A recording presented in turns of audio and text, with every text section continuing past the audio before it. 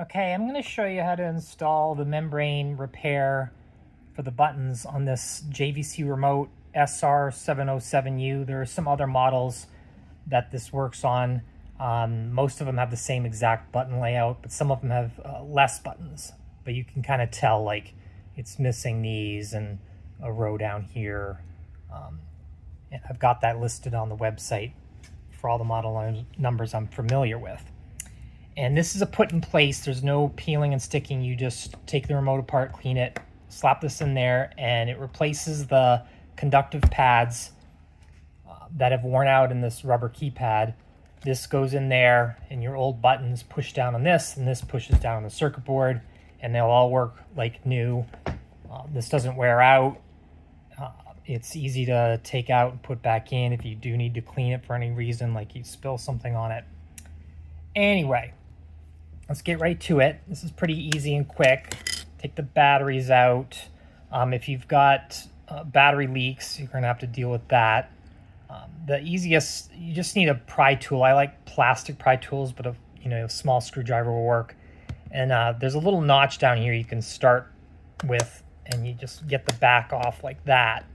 And once you can get into this seam easier, you can just slide this down and it'll pop out the remaining clips, and then it just comes right apart. There's no screws holding this down, but these battery terminals here are kind of stuck in a slot, but you can just pick this up and this pops right out.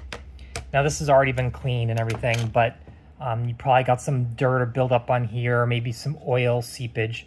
So we want to clean that up with isopropyl alcohol and a Q-tip or a rag. I prefer the 90% isopropyl alcohol. And if it's not too bad, you can just clean it with isopropyl and a Q-tip. But if it's really nasty, use a rag. You don't want to use an abrasive of any kind. You don't want to really be sitting and rubbing it. Usually it's just oily dirt that'll come right off. If it is corroded from like a battery leak, this has a little bit of corrosion down here, but nothing was damaged. But if it is corroded up here with a battery leak, there's not a lot you can do about that. You might be able to fix it with conductive paint if it's just a couple small obvious areas. But assuming everything is great, you just light cleaning. And then this repair, if your keypad's really nasty, you can pull the whole thing out and rinse it off, wash it in warm water and soap in a sink, and just make sure it's nice and dry before you put it back together. Maybe leave it out all night or something. So this just goes in. There's holes cut out, and it fits right over the little pegs on the rubber keypad. And then this lays in right on top of it.